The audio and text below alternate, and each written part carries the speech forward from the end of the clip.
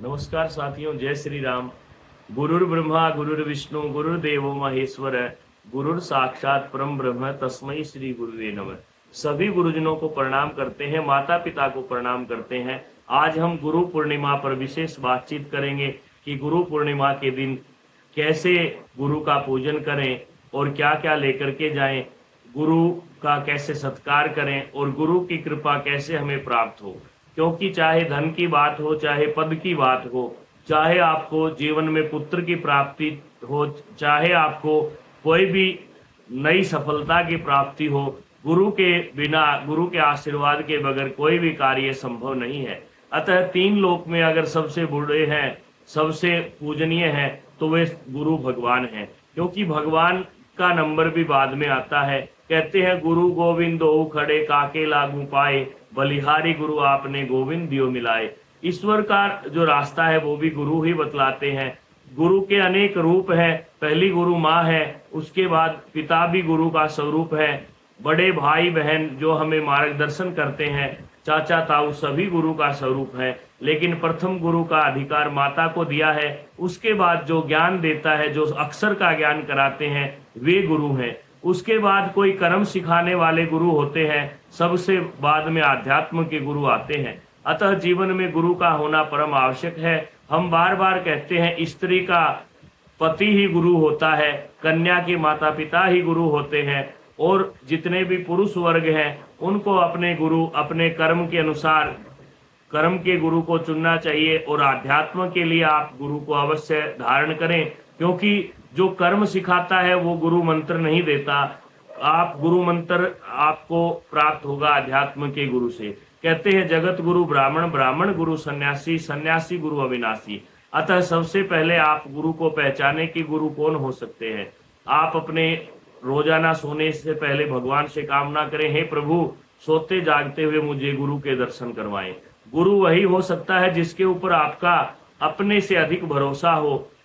जब आपको ऐसा लगे कि आपके ऊपर सैकड़ों आपत्तियां हैं, आपके ऊपर अनेक प्रकार का भार रखा हुआ है, और आप जब गुरु के पास जाकर प्रश्न करें तो एक ही जवाब में आपकी आत्मा को प्रसन्नता मिले, आपकी हर समस्या का हल आपको दिखलाई पड़ने लगे, तो समझे आपको सच्चे गुरु की प्राप्ति हो गई।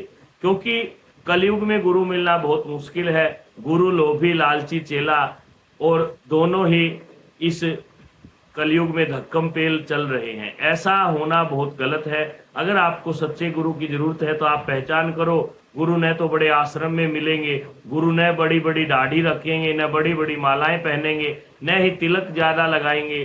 गुरु कोई दिखावा करने वाले नहीं होते, क्योंकि गुरु को इस संसार की भौतिकता से अपना जो अंतर आत्मा है उसको दूर कर लेते हैं। उनको चाहिए सुख शांति, उनको चाहिए प्रेम। और सच्चे गुरु की पहचान जब भी करें तो आप देखना कि गुरु वही है जो शास्त्र का, समाज का, वेद का और जो जीवन है उसका जानकार हो, अनुभवी हो। उसके पास हर तरह का अनुभव होना चाहिए और वह इच्छाओं से रहित होना चाहिए। क्योंकि अगर कहीं भी किसी भी प्रकार की इच्छा गुरु के पास है तो कहीं ना कहीं वह कमजोर पड़ सकता है। इसलिए आध्यात्म के गुरु सच्चे साधु की तलाश करें। भगवान शिव को गुरु बना सकते हैं, योग्य ब्राह्मण को आप गुरु बना सकते हैं। ध्यान रहे, स्त्रियों के लिए उसका पति ही गुरु होता है। जब तक कन्या रहती है पिता माता गुरु रहते हैं। अतः स्त्रियों को किसी गुरु विशेष के मंत्र का जप नहीं करना चाहिए। पति को गुरु माने, पति के बताए आदेश पर चलें। और अगर आप गुरु मानते हैं तो गुरु पूर्णिमा के दिन आपको क्या करना है। हाँ, आपके पति के साथ आप उनके गुरु के दर्शन के लिए जा सकती हैं, लेकिन ध्यान रहे किसी भी पर पुरुष, चाहे साधु हो, ब्राह्मण हो या कोई भी हो, उसके पैरों के हाथ नहीं लगाना। दूर से ही आप प्रणाम करें। आपको झुक करके प्रणाम करना चाहिए, लेकिन उनके जरूरी नहीं आप शरीर को टच करें, उनके शरीर को स्पर्श करें। आप झुक करके प्रणाम करें। और जो पुरुष वर्ग है वो भी हो सके तब तक बिना हाथ लगाए दूर से ही प्रणाम, झुक करके साष्टांग प्रणाम करें। पुरुष का यह कर्तव्य है। तो अगर आप गुरु धारण कर चुके हैं, गुरु मंत्र आपको मिला हुआ है, आप गुरु के पास जाते हैं, तो गुरु पूर्णिमा को आपको कैसे जाना है, क्या लेकर जाना है, वीडियो को लास्ट तक देखिएगा। एक एक बात आपको बतलाएंगे। दोस्तों, जब भी आप गुरु के यहाँ आश्रम पे जाएं और देखिए, केवल गुरु पूर्णिमा को गुरु के दर्शन करने से कल्याण नहीं होगा। हर समय गुरु को याद रखें। कोई भी आपत्ति हो, कोई भी प्रश्न हो, और आपको गुरु के पास चले जाना चाहिए। गुरु आपके प्रश्न का तुरंत जवाब देंगे, इसमें कोई संशय नहीं है। और जो वो आदेश करें उसको आप प्रभु इच्छा समझ करके आगे बढ़ जाना। आपके दिन दुगनी रात चुगनी उन्नति नहीं हो तो हमारी आपकी दोनों की जो गारंटी है वह वास्तव में आप कहेंगे कि आपने कुछ कहा था। तो इसलिए गुरु की कृपा से सारे कार्य संभव है, लेकिन आत्मा से हृदय से गुरु माने। गुरु बदल नहीं सकते। गुरु कोई ये नहीं कि कोई आज हमने और बना लिया, परसों और बना लिया। गुरु तो वही होने चाहिए जो आपके हृदय में विराजमान है। जीवन भर चाहे कल को गुरु में कोई कमी आए, आपको उन्हीं का ध्यान करना है। ये छोटी छोटी बातें समझनी है। गुरु पूर्णिमा के दिन प्रातःकालीन स्नान करें, भगवान का भजन करें, अपने माता पिता को प्रणाम करें और अपने बच्चों और पत्नी को साथ लेकर के आप गुरु आश्रम में जा सकते हैं।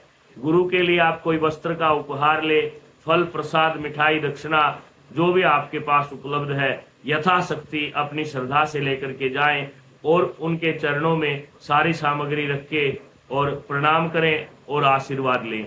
आशीर्वाद में जो फल प्रसाद गुरु जी आपको वापस दें वह पूरे परिवार के साथ मिल बांट करके खाएं।